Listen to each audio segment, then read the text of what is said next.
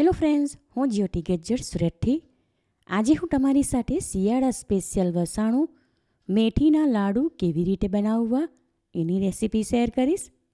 શિયાળાનું superfood ગણાતું મેથીના લાડુ રોજ સવારે ભૂખ્યા પેટે ખાવામાં આવે તો ડાયાબિટીસથી લઈને સાંધામાં દુખાવો કે સોજો હોય એમાં રાહત મેળવી શકાય. ઘરના દરેક સભ્યોને રોજ સવારે ભૂખ્યા પેટે એક લાડુ ખવડાવવામાં આવે તો શરીરને અંદરથી ગરમ રાખે અને ઇમ્યુનિટી વધારે, એટલે ઠંડીના કારણે થતી શરદી ખાંસીમાં રાહત મેળવી શકાય અને આખો શિયાળો બીમાર પડ્યા વગર પસાર કરી શકાય. ચોક્કસ માપ સાથે દરેક સામગ્રી લઈને મેથીના લાડુ બનાવવામાં આવે તો એકદમ સ્વાદિષ્ટ બને અને આ વસાણું જો સ્વાદિષ્ટ હશે તો ઘરમાં નાના મોટા બધા જ ખાવાનું પસંદ કરશે. તો ચાલો આજની આ મજેદાર રેસીપી શરૂ કરીએ. સૌથી પહેલાં મેથીના લાડુમાં નાખવા માટે ડ્રાયફ્રૂટ એક ડીશમાં ભેગા કરી લઉં છું. એમાં આશરે 5 કપ જેટલી વજનમાં 50 ગ્રામ બદામ લીધી, આશરે 1/3 કપ જેટલા વજનમાં 50 ગ્રામ કાજુ, આશરે 5 કપ જેટલા વજનમાં 25 ગ્રામ અખરોટ મગજ, આશરે 5 કપ જેટલા વજનમાં 25 ગ્રામ પિસ્તા, 5 કપ જેટલા વજનમાં 25 ગ્રામ પમ્પકિન સીડ્સ અને આશરે 5 કપ જેટલા વજનમાં 25 ગ્રામ મગજતરીના બી લીધા. આ દરેક ડ્રાયફ્રૂટને ચીલી કટરમાં ફેરવીને ઝીણા ક્રશ કરી લેશું. તમારે મિક્સર જારમાં વાટીને એનો ભૂક્કો કરવો હોય તો કરી શકાય. અડધો કપ ફૂલ ઉપર સુધી ભરીને વજનમાં 100 ગ્રામ સિંગોડાનો લોટ અને આશરે 5 કપ જેટલો વજનમાં 50 ગ્રામ ઝીણી ગુંદરની કણી લીધી. આમાં કોઈક મોટી ટુકડી હોય એને દસ્તા વડે ભાંગીને નાની ટુકડી કરી લેવી. હવે એક બીજી વાટકી લઈને એમાં લાડુમાં નાખવા માટેના મસાલા ભેગા કરી લઉં છું. એમાં 2 ટીસ્પૂન સૂંઠ પાવડર, 2 ટીસ્પૂન ગંઠોડા એટલે કે પીપળા મૂળ પાવડર અને 1 ટીસ્પૂન ઝીણા ક્રશ કરેલા ઇલાયચીના દાણા લઉં છું. બીજી એક નાની સાઇઝની વાટકીમાં 2 ટીસ્પૂન ભરીને ખસખસ લઉં છું. 250 ગ્રામ દળેલી મેથી. તમારે ત્યાં દળેલી મેથી ના મળતી હોય તો આખી મેથી લઈને થોડીવાર માટે શેકી લેવી. ત્યાર પછી એને મિક્સર જારમાં લઈને વાટી લેવી. મેથીના લાડુમાં ગળપણ માટે ખાંડના બદલે ગોળ વાપરશું. માટે મેં અહીં 500 ગ્રામ ગોળ લીધો. 250 ગ્રામ મેથીનો પાવડર એની સામે એનાથી ડબલ ગોળ લેવાનો અને આ લાડુ બનાવવા માટે ઘરનું બનાવેલું દેશી ઘી વાપરશું. દરેક ડ્રાયફ્રૂટને ચીલી કટરમાં ફેરવીને આવા અધકચરા ક્રશ કરી લીધા. હવે આગળના સ્ટેપમાં એક મોટી સાઇઝની ફ્રાય પેન લઈને સ્ટવ ઉપર ગરમ કરવા મૂકી દીધી. ત્યાં gas flame law to medium તરફ રાખીને એમાં 2 ટેબલસ્પૂન જેટલું દેશી ઘી લઉં છું. ઘી પીગળીને ગરમ થાય ત્યાર પછી એમાં અડધા ભાગનો ગુંદર ઉમેરીને શેકી લઈએ. થોડીવારમાં જ ગુંદર શેકાઈને ફૂલી ગયો તમે જોઈ શકો છો. માટે એને જારી વડે ફ્રાયપેનમાંથી લઈને હમણાં એક પરાતમાં ભેગો કરું છું અને હવે બાકીનો ગુંદર પણ આ જ પ્રમાણે શેકી લઈએ.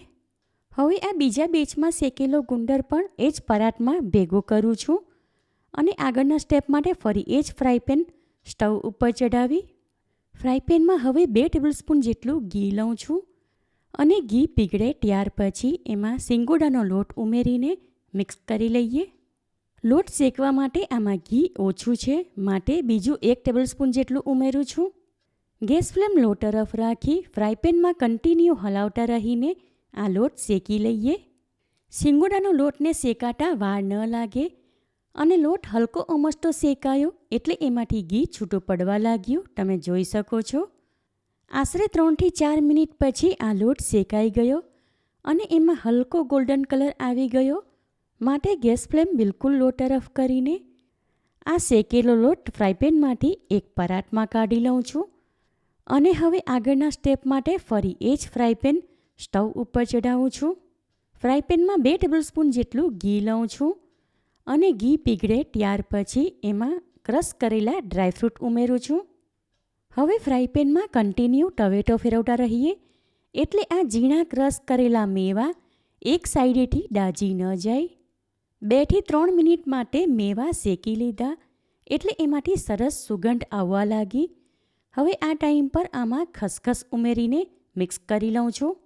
બીજી 1 થી 2 મિનિટ માટે મેવા શેકી લીધા એટલે એમાં હલકો ગોલ્ડન કલર આવી ગયો. માટે ગેસ ફ્લેમ લો તરફ કરીને એને ફ્રાય પેનમાંથી પરાતમાં કાઢી લઉં છું.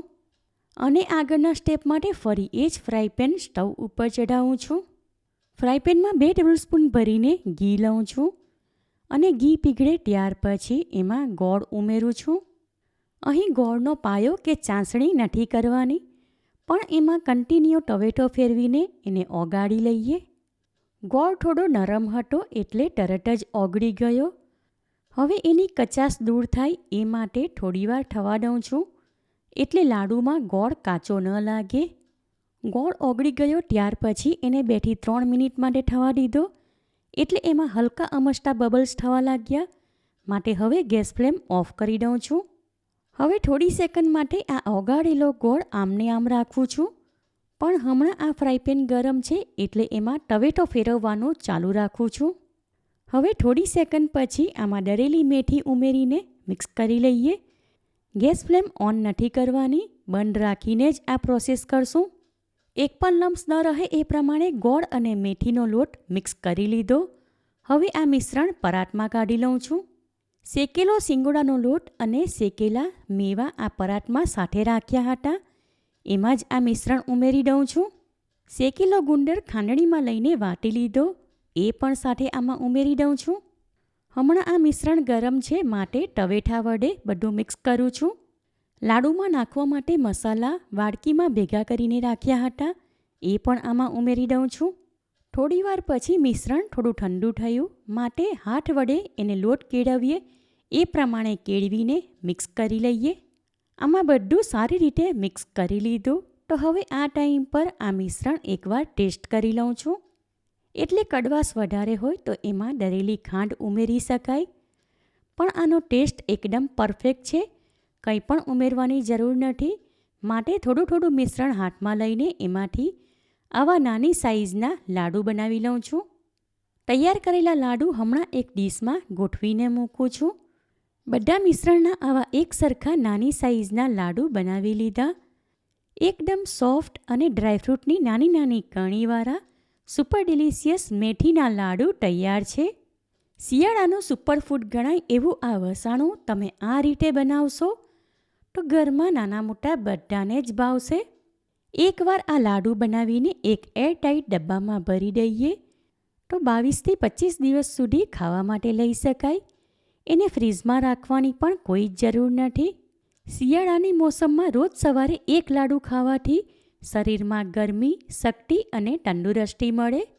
અને આ વસાણું ઘરમાં હોય એ જ સામાન વાપરીને ઓછી મહેનતે ઓછા ટાઈમમાં બનાવી શકાય. માટે આ રેસીપી તમે જરૂરથી ટ્રાય કરો. તમે મારી રેસીપી ક્યાંથી જુઓ છો અને કેવી લાગી એ કમેન્ટ કરીને જણાવો. પસંદ આવી હોય તો વિડીયોને લાઇક અને શેર કરો. ચેનલ પર નવા હો તો સબસ્ક્રાઈબ કરીને બાજુમાં આપેલા બેલ આઇકન પર ક્લિક કરો, એટલે આવનાર દરેક નવી રેસીપીઓની જાણકારી તમને મળતી રહે. ફરી મળીશું એક નવી રેસીપી સાથે. ઈટ હેલ્ધી એન્ડ સ્ટે હેલ્ધી.